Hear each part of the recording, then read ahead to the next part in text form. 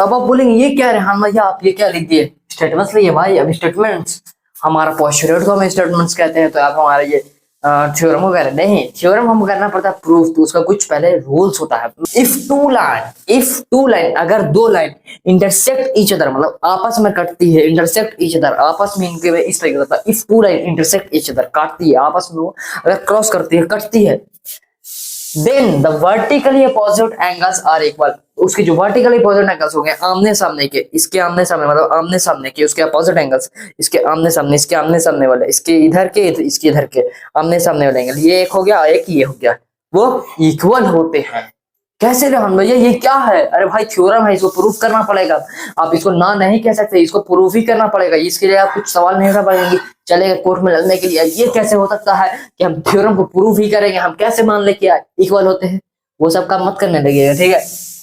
क्या पहले फिगर देखिए यहाँ पे, ठीक है। एक लाइन आपको मतलब समझिए, एक डायग्राम बना हुआ है, एंगल ए बी जो है, मतलब लाइन ए बी आपको इंटरसेक्ट कर रहे हैं लाइन सीडी, ये बी लाइन है आपकी, ये सीडी लाइन है। अब ये क्या क्या दे रहे हैं, ये सिंगल यहाँ पे इस तरीके का बना है, फिर यहाँ पे सिंगल इस तरीके का डबल डबल बना है। हाँ, तो इसमें आपका वर्टिकली अपोजिट एंगल्स कौन कौन है? आपकी 1 और 3 वर्टिकली अपोजिट एंगल्स है, आपके 2 और 4 वर्टिकली अपोजिट एंगल्स है, ठीक है। अब कैसे हैं राम भैया बताइएगा, प्रूफ कर कर बताता हूँ। अब कैसे हैं तो अपने पढ़ ले स्टेटमेंट्स की, ये दो लाइन इंटरसेक्ट कर रही है, ये दो लाइन इस तरीके और इस तरीके से इंटरसेक्ट कर रही है, ए बी और सी डी इंटरसेक्ट कर रही है, तो उनके आमने सामने वाली एंगल इक्वल होगी। तो कौन आमने सामने वाली? यहाँ की और यहाँ की नहीं, ये एंगल एक यहाँ पे बन रही है, एक एंगल यहाँ बन रही है, तो ये एंगल और ये एंगल इक्वल होगी, और ये एंगल और ये एंगल इक्वल होगी। कैसे होगी रेहान भैया बताएंगे? बताता हूँ। आपके 1 और 3 वर्टिकली अपोजिट है, क्या?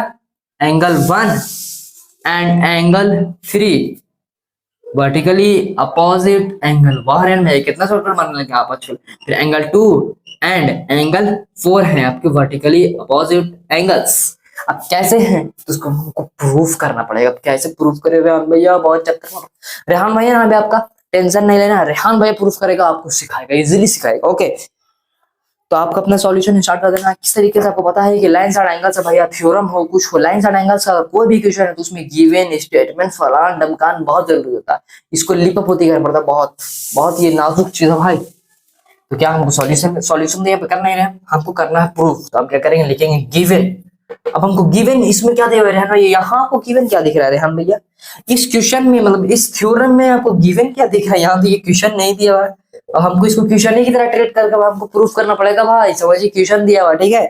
ए B line and C D intersect at O, intersect करती है एट ओ मतलब ओ पे, ठीक है। हाँ ये स्टेटमेंट्स है, हम इस तरीके से स्टेटमेंट बना सकते हैं। तो आपको भी दिमाग लगाना पड़ेगा अपने रेहान भैया का, जैसा कि हम कैसे स्टेटमेंट्स लिखेंगे, कैसे क्यों लिखेंगे, क्या लिखेंगे हम यहाँ पे?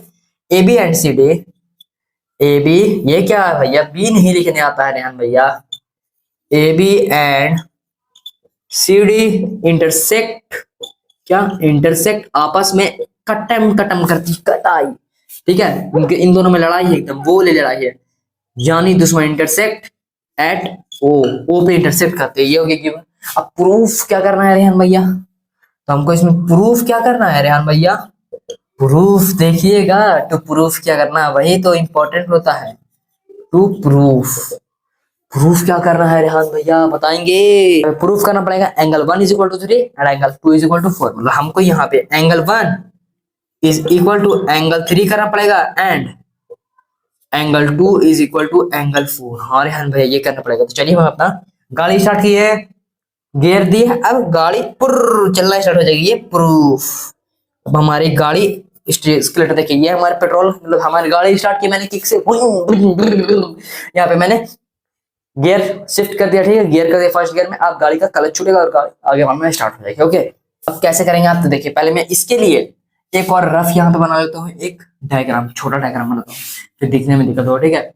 इस तरीके का डायग्राम, नॉर्मल डायग्राम बनाता हूँ इस तरीके से, ये छोटू मोटू डायग्राम। अब यहाँ पे आपको एंगल 1 2 3 4 बनना पड़ेगा, 1 2 3 4, 1 2 3 4, ठीक है। तो इसमें आपको क्या करना पड़ेगा, आप करेंगे angle 4 is equal to 1 and angle 3 is equal to 1। अब ये क्यों कर रहे हैं रेहान भाई बताएंगे? तो पहले मैं आपके लिए एक यहाँ पे लिख रहा हूँ, फिर आप समझिएगा।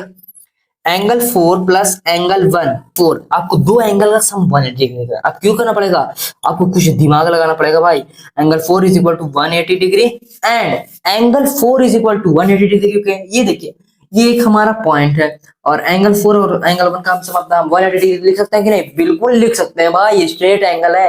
कैसे पता चला, देख कर नहीं पता चलता आपको कि स्ट्रेट है, इतना भी समझ में नहीं आता। कॉमन सेंस, कभी कभी इसको कॉमन सेंस भी काम नहीं आता है, कभी कभी कॉमन सेंस भी आप भूल जाते हैं। ओके, और एक और हमको लेना पड़ेगा angle 4 is equal to angle 3। अब angle 4 is equal to angle 3 क्यों ले रहे हैं भैया, आप एंगल 4 में 1 को हिला दिए और 4 में फिर 3 को हिला दिए, 4 से इन दोनों का क्या संबंध है, ये सोचिए।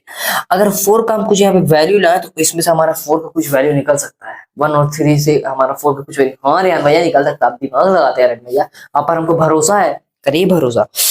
1 is equal angle 1 plus angle 2 is equal to 180 degree, angle 2 plus 3, angle 2 plus 3 is equal to 180 degree.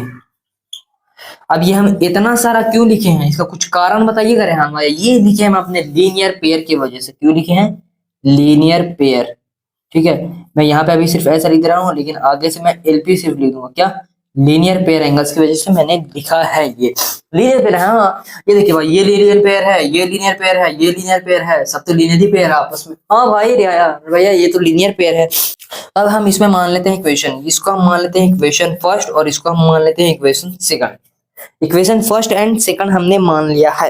अब आगे हम क्या करते हैं, अगर हम यहाँ पे कर देना तो एक वैल्यू निकल जाएगी। इक्वेशन 1 में से इक्वेशन 2 को माइनस करते हैं तो हमारा कुछ वैल्यू तो पक्का आएगा। करते हैं हम यहाँ पे अपना आगे प्रोसेस, यहाँ से प्रोसेस उठाएं और ये शिफ्टमेंट यहाँ कर दे। क्या कर दिए, एंगल 1 माइनस एंगल ए, ओफो, इक्वेशन 1 माइनस इक्वेशन 2, क्या करते हैं इक्वेशन 1 में से इक्वेशन 2 को उड़ा देंगे भैया। तो इक्वेशन 1 पहले देखना पड़ेगा।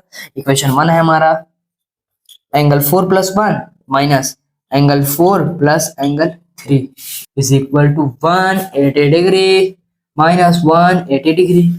हाँ रेहान भैया 180 डिग्री 180 डिग्री, ये अब तो मेरा प्रूफ हो जाएगा रेहान भैया। क्यों, आप कुछ यहाँ पे हमको सिखा दिए। अब हमको इसको खोलते हैं हम, angle 4 plus angle 1 minus angle 4 plus angle 3 is equal to, अब हमारा 180 में से 180 जाएगा तो हमारा बचा 0 और ये हमारा 4 से 4 करके। अब काटा क्यों रहे हम यहाँ पे काटना नहीं होता रेहान भैया, माइनस प्लस में काटते नहीं, उसको हम घटा देते। तो भाई शॉर्टकट के लिए काट दिया मैंने, ये मल्टीप्लाई मैंने नहीं देखा, ठीक है। तो हमारा आ गया angle 1 plus angle 3 is equal to 0। तो क्या मैं एंगल 3 को शिफ्ट कर दूं, क्या कर दूं क्या रेहान भैया, आप बिल्कुल करिए रेहान भैया, क्यों नहीं कर सकते, बिल्कुल करिए। तो यहाँ पे angle 1 is equal to angle 3 हमारा आ गया। तो हम यहाँ पे लिख सकते हैं हेंस प्रूव्ड। एचपी क्यों लिख रहे हैं भाई, आपकी एचपी बढ़ गई, आप गेम में खेलने लगते हैं क्या। Horse power 1 horse power 10 horse power, ये फिजिक्स का है और एचपी कुछ गेम्स का है, मुझे पता है कौन गेम्स, ठीक है। एचपी का फुल फॉर्म क्या होता है वो आप लोग बताइए, किस किस तरीके से एचपी का फुल फॉर्म होगा, आप कमेंट्स करिए, वो लेकिन मजा करना, ठीक है।